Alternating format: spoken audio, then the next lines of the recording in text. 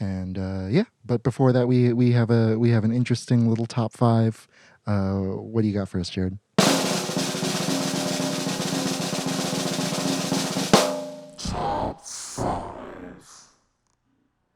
Indeed, we do, and a very relevant top five at that. For the last Breaking Bad episode, why not do top five drug dealers outside of the Breaking Bad verse? Because I don't want to have to say Walter White's name a single more time than I have to already. So I guess without further ado, we can just have you kick us off if you want. Okay, yeah. Mine. So for my list, I tried to I tried to limit myself and think like, okay, which dealers are actually like competent at their job, which dealers Mm. are, and I also wanted to do a different product for every single Oh, member on the list. ooh, So, okay. so we got a pretty interesting list. My number five is kind of a curveball.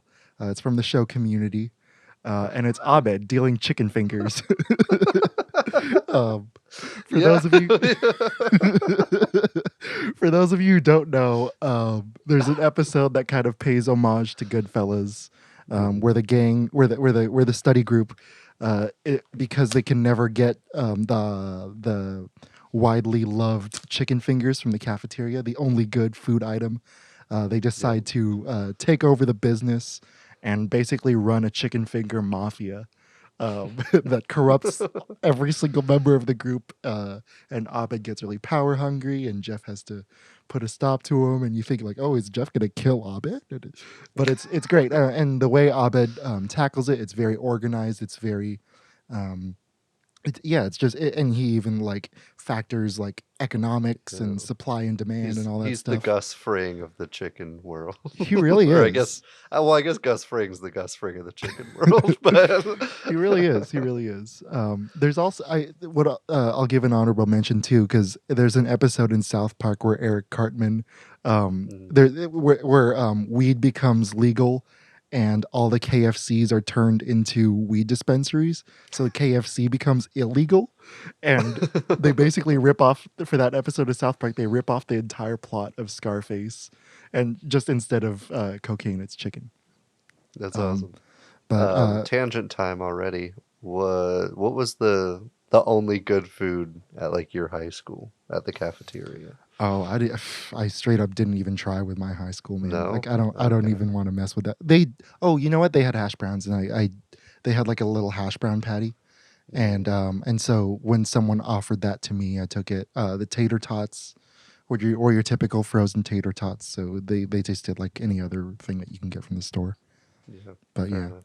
Ours was calzones. Every Friday was calzone day. And they were the most doughy calzone you ever had, but they fucking slapped. all right, calzones. That's so good. Anyway, my number five. Oh, yeah, my number five is one. I I ended up with a lot of comedy guys as I usually do. Nice. And this guy's a pretty funny dude. I like him a lot, and this movie is great. I feel like it's kind of forgotten with the younger generations. Boomers fucking love this movie though. And this is I'm talking Reese Feldman from Starsky and Hutch, played by the ever talented Vince Vaughn. I just rewatched Um, this movie. It's like, really, yeah, it's so good. yeah, it's great. It's been a while since I watched it, so it was nice to even just revisit his shitty mustache. But yeah, I'm keeping him at my number five. Uh, there we go. Yeah, dude, that's awesome. That's awesome. Uh, w- Honestly, I like it of Todd Phillips' filmography. I like it better than all of the Hangover movies. Yeah, Um, I'm on board with that, honestly. um, my number four is I won't spoil who the actor is because Jared has not seen this show, but my number four is from the show Peaky Blinders. His name Mm. is Alfie Solomons, and of course, this takes place during Prohibition era. So um, He's the leader of the gang of he's the leader of the Jewish gang in Camden Town, and basically owns like a few rum distilleries that he traffics to the U.S. through through the Italian mafia. And this guy is so badass. He's so intimidating. Um, he was a great surprise for a lot of people when he joined the show, because he's a well liked actor. And whenever he appears, you can never really tell if he's going to do something menacing, do something funny, drop some Italian slurs, stuff like that.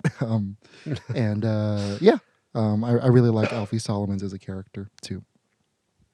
Groovy. Yeah, I've been. It's one of the. I have 1,000 TV shows that are on my need to watch list. That is amongst them. We'll see if I ever get to it. Hopefully, I find time. Yeah.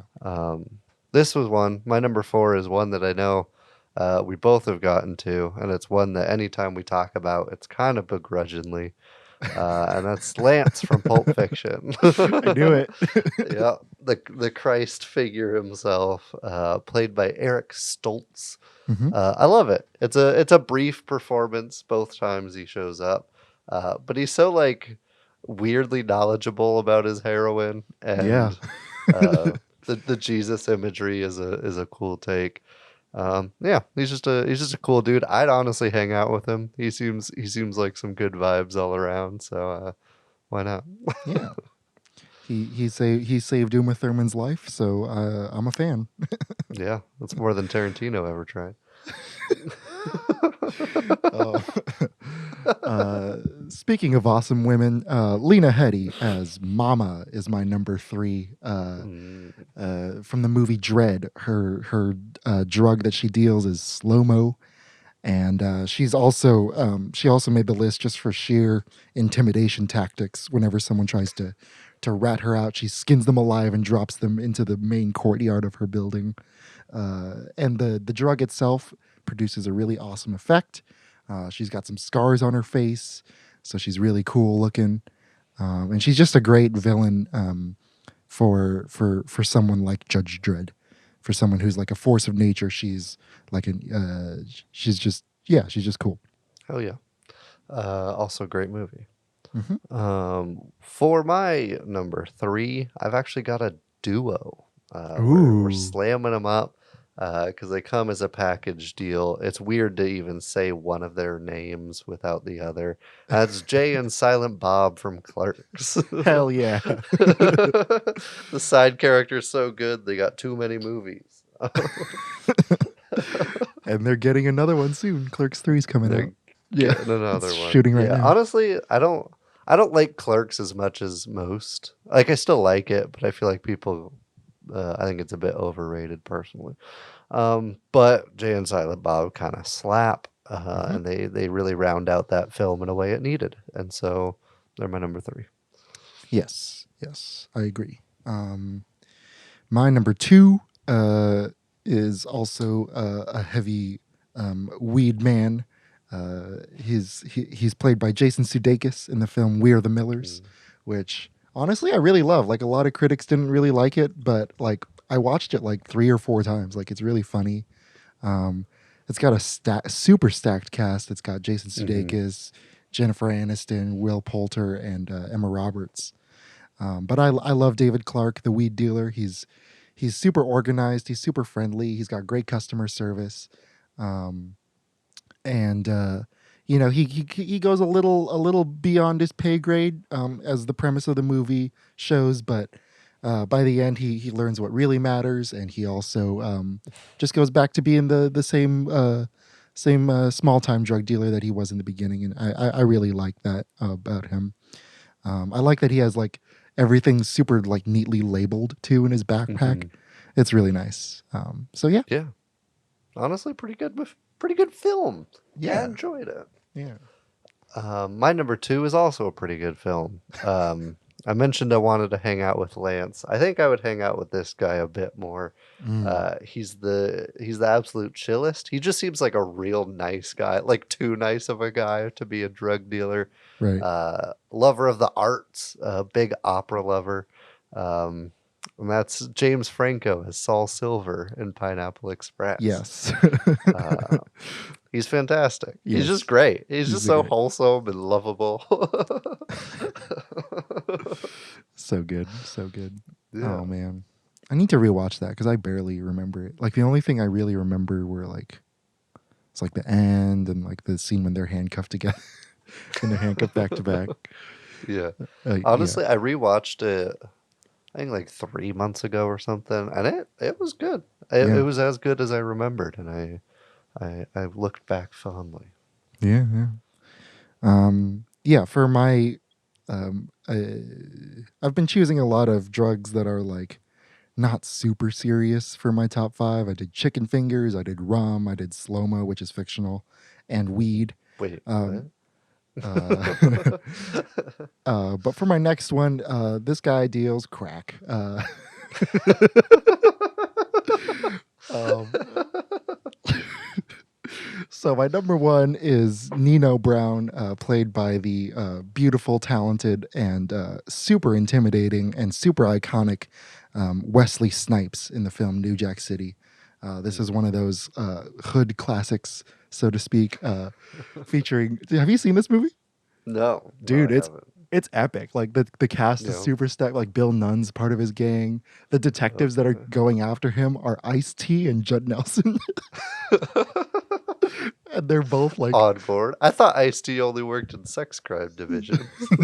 nope, nope. He actually, yeah, I think that's his first cop thing too. I don't know, but yeah, Nino Brown is he's a force to be reckoned with throughout the entire film, and he also like has a heart too. Like he does really despicable things, really horrible things, really violent things, but sometimes he'll do so with tears in his eyes, knowing that he has to do it, and it's really interesting. It's a really interesting performance on Wesley Snipes' part. It's a really iconic wardrobe, and there's this great, and he has the great one liner.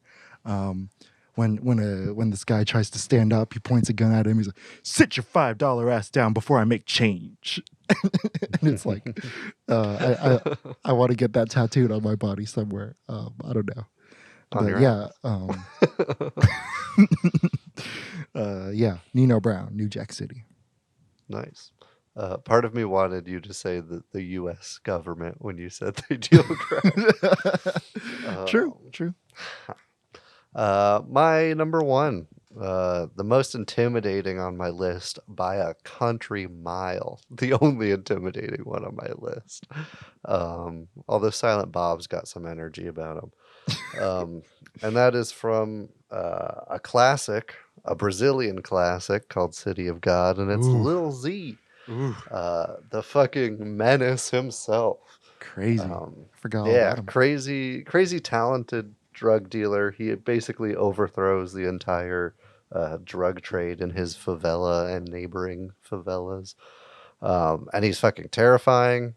He's a great complex character, a great mirror for Rocket. Um, honestly, one of my favorite characters, like in any crime or drug movie. I'm just fascinated with him. And so I had to put him at number one. He's the best at his job on this list, I think. And so here we are. Hell yeah, hell yeah. That's a good list, man. That's a good list. You No too. overlap too. Yeah, I thought we might because I had some cliche as always, but also as always, you kind of rounded it out by by not doing that. So why did you exclude Tony Montana? I think Scarface is overrated, and I also thought maybe you would. I don't know. I've never been like enamored with him like everybody else. I'm like he's just a cartoon character, and it's it's just whatever for me. Sure. I also like he uses so much of his own product. Yeah, he's not really a dealer. Yeah. So that's kind of why he disqualified. Mama Mm, uses her product a little bit, but not like a whole lot.